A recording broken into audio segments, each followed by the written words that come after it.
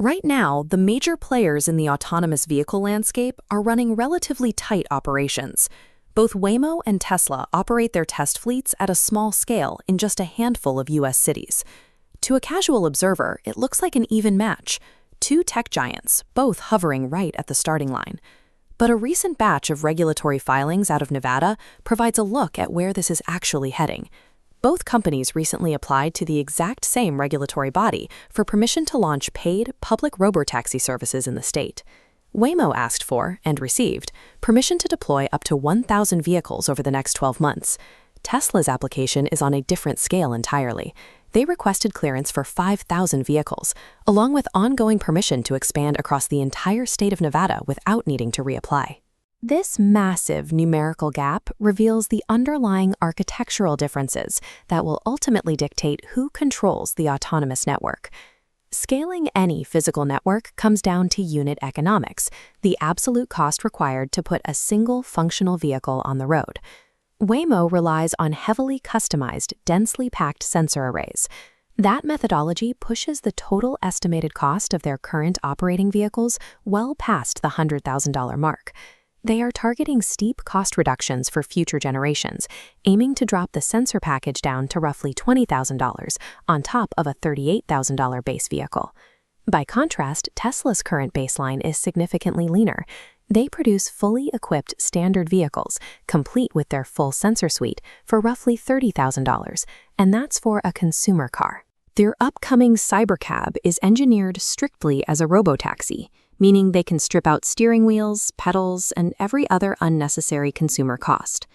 This bar chart compares the absolute best-case future projections for Waymo against the upcoming Tesla Cybercab.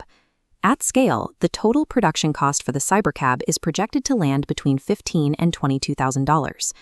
Look closely at how those bars align. Waymo's future target cost for their sensor suite alone is equal to what it costs Tesla to manufacture an entire vehicle. It is difficult to plan for a rapid deployment of 5,000 vehicles when your base unit costs nearly 3 times as much to produce as your competitors. The second major barrier to deployment is the software architecture itself, and specifically how it dictates physical expansion. Waymo operates on a highly controlled, mapped architecture. Their cars rely on hyper-accurate local mapping and strict geofencing to navigate safely. Because of this, expanding into a new city requires a massive manual effort to pre-map and test every street before a single paying customer can get in. Tesla takes a generalized, vision-based approach. The software is trained to intuitively know how to drive, allowing the vehicle to navigate new environments without relying on pre-mapped geofences. These distinct software strategies directly impact physical manufacturing capabilities. Waymo's total operating fleet currently sits in the low thousands. Tesla, meanwhile, is a mass automotive manufacturer approaching 2 million vehicles producing annually. Tesla is also introducing an unboxed manufacturing system designed specifically for the Cybercab. Instead of a traditional linear assembly line, parallel subassemblies are built simultaneously and snapped together, exponentially increasing production speed. Tesla's request for statewide, frictionless expansion and 5,000 vehicles is only possible because their software isn't geofenced, and their manufacturing line is built to bypass traditional production bottlenecks.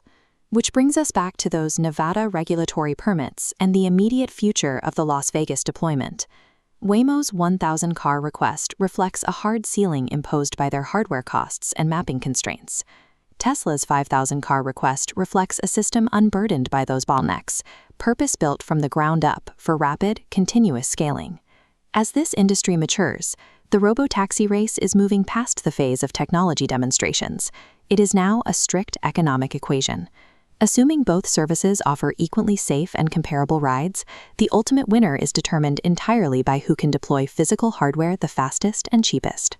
By solving for unit cost, their generalized software, and mass manufacturing, Tesla has engineered a scenario where competitors mathematically cannot keep up.